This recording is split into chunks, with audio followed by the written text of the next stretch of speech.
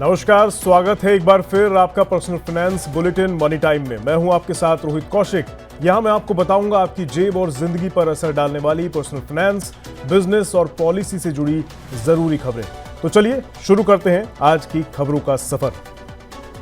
पहली खबर जुड़ी है बाजार से। एनएससी अपने आईपीओ को लेकर काफी चर्चाओं में रहा है। जल्द ही इस आईपीओ का इंतजार करने वालों को खुशी मिल सकती है। एनएससी जल्द ही अपने आईपीओ की राह पर आगे बढ़ सकता है। कारण है एनएससी और सेबी के बीच कोलोकेशन विवाद को सुलझाने की बातचीत अब अंतिम चरण में पहुंच चुकी है। सेबी ने अप्रैल 2019 में एनएससी पर 625 करोड़ रुपए का जुर्माना लगाया था और कहा था कि इस रकम को 2014 से 12% ब्याज के साथ लौटाया जाए। लेकिन 2023 में सेट ने कहा कि एनएससी ने कोई धोखाधड़ी नहीं की है और सेबी के फ्रॉड संबंधी नियमों का उल्लंघन नहीं हुआ है, बस कुछ सर्कुलर पूरी तरह फॉलो नहीं हुए थे। फिलहाल ये मामला अभी सुप्रीम कोर्ट में लंबित है, इसलिए यदि सेबी और एनएससी आपसी सहमति पर पहुंचते हैं तो उन्हें कोर्ट की अनुमति से केस वापस लेना होगा और फिर सेटलमेंट की प्रक्रिया में 3 से 4 महीने लग सकते हैं। दूसरी खबर भी जुड़ी है आईपीओ से ही। Luxury hotels and resort brand Leela hotels की parent company Schloss Bangalore limited का आईपीओ आज सब्सक्रिप्शन के लिए खुल चुका है। इस पब्लिक ऑफर के जरिए कंपनी ने 3,500 करोड़ रुपए जुटाने की तैयारी की है। सोमवार को आईपीओ खुलने से पहले कंपनी ने शुक्रवार को एंकर इन्वेस्टर्स से 1,575 करोड़ रुपए जुटा लिए हैं। लीला होटल इस आईपीओ के जरिए 2,500 करोड़ रुपए के फ्रेश इक्विटी जारी करेगी और 1,000 करोड़ रुपए ऑफर फॉर सेल के जरिए जुटाए जाएंगे।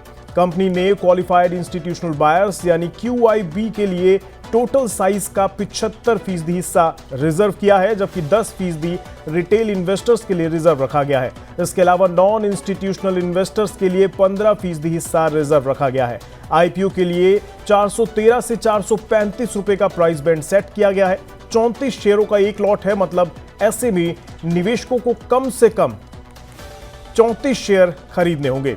इस आईपीओ में निवेश करने के लिए रिटेल इन्वेस्टर्स को कम से कम 14,790 रुपए लगाने होंगे, लेकिन ध्यान रहे 28 मई तक इसमें बोलियां लगाई जा सकती हैं। बढ़ते हैं अगली खबर की ओर।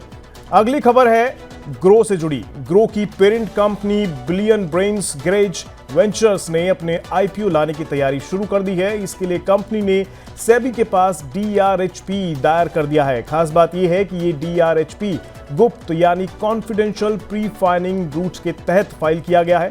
इस आईपीओ में फ्रेश शेयर्स और ऑफर फॉर सेल दोनों शामिल होंगे, यानी कंपनी खुद भी पैसा जुटाएगी और कुछ मौजूदा निवेशक भी अपने शेयर बेचेंगे। ग्रो इस आईपीओ के जरिए $700 मिलियन से $1 अरब जुटाने की योजना बना रही है। कंपनी इस पैसे का इस्तेमाल टेक्नोलॉजी डेवलपमेंट और बिजनेस का विस्तार करने में करेगी। चलते हैं चौथी खबर की तरफ। चौथी खबर जुड़ी है HDFC बैंक से। स्टेट बैंक ऑफ इंडिया के बाद अब HDFC बैंक भी फिक्स डिपॉजिट यानी FD की ब्याज दरों में कटौती कर दी है।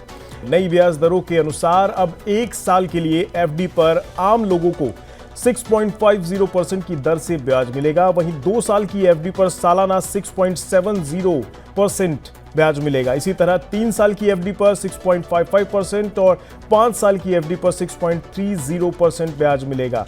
लेकिन हाँ, वरिष्ठ नागरिकों को थोड़ी सी छूट है, यानी वरिष्ठ नागरिकों को बैंक 7.35% तक ब्याज दे रहा है। अगली खबर है शेयर बाजार से। हफ्ते के पहले कारोबारी दिन यानी सोमवार 26 मई को शेयर बाजार में तेजी रही। सेंसेक्स 455 अंक चढ़कर 82,176 के स्तर पर बंद हुआ। वहीं निफ्टी में भी 148 अंक की तेजी रही, ये 25,001 के स्तर पर बंद हुआ। सेंसेक्स के 30 में से 22 शेयरों में तेजी और 8 में गिरावट रही। Mahindra, HCL tech, Tata motors सहित कुल 9 शेयर्स 2.17% तक ऊपर बंद हुए। वहीं जोमैटो में 4.55% की गिरावट देखी गई। निफ्टी के 50 में से 38 शेयरों में तेजी और 12 में गिरावट रही। एनएससी के सभी सेक्टर्स ऊपर बंद हुए हैं। ऑटो इंडेक्स में 1.05%, मेटल में 0.94%, आईटी में 1.02% और रियलिटी में 0.76% की तेजी रही। चलते हैं अगली खबर की ओर। अगली खबर है पैन कार्ड से जुड़ी। दरअसल आयकर विभाग ने हाल ही में एक खास डिजिटल अभियान शुरू कर दिया है, जिसमें पैन कार्ड की अहमियत बताई जा रही है। ये कैंपेन खासतौर पर युवाओं और 18 साल से कम उम्र के बच्चे यानी माइनर्स के लिए है। अब उन बच्चों के नाम पर भी पैन कार्ड बनाना जरूरी होगा, जिनके नाम पर बैंक अकाउंट खोलना हो या फिर कोई निवेश करना हो या फिर भविष्य की कोई प्लानिंग करनी हो। लेकिन जानकारी के अनुसार बच्चों को जो पैन कार्ड मिलेगा उसमें उनकी फोटो या फिर सिग्नेचर नहीं होंगे। जब वे 18 साल के हो जाएंगे तब उन्हें नया पैन कार्ड अप्लाई करना होगा, जिसमें उनकी फोटो और सिग्नेचर होंगे। हालांकि पैन नंबर वही रहेगा। चलते हैं अगली खबर की ओर। अगली खबर एनपीसीआई से जुड़ी है। एनपीसीआई यानी national payment corporation of India ने हाल ही में एक सर्कुलर जारी किया है। सर्कुलर में एनपीसीआई ने सभी बैंकों और पेमेंट सर्विस प्रोवाइडर्स जैसे पेटीएम, फोनपे को एक जरूरी निर्देश दिया है, जिसका असर सभी यूपीआई सर्विसेज इस्तेमाल करने वाले यूजर्स पर पड़ने वाला है। यूपीआई की जिम्मेदारी संभालने वाली कंपनी एनपीसीआई ने कहा है कि यूपीआई प्लेटफॉर्म को अपने यूपीआई नेटवर्क पर सबसे ज्यादा इस्तेमाल होने वाले 10 एपीआई यानी एप्लीकेशन प्रोग्रामिंग इंटरफेस के इस्तेमाल को सीमित और कंट्रोल करना होगा। इन 10 एपीआई में बैलेंस इंक्वायरी, ऑटो पे मैंडेट, ट्रांजैक्शन स्टेटस चेक जैसी सर्विसेज शामिल हैं। अब ग्राहक इन सेवाओं का इस्तेमाल एक तय समय के भीतर ही कर पाएंगे। ये नया नियम 31 जुलाई 2025 से लागू होगा। आखिरी खबर की ओर बढ़ते हैं। आखिरी खबर है टाटा की एल्ट्रोज पर। भारत में हैचबैक कारों की गिरती मांग के बीच टाटा एल्ट्रोज ने अपनी मजबूती बरकरार रखी है।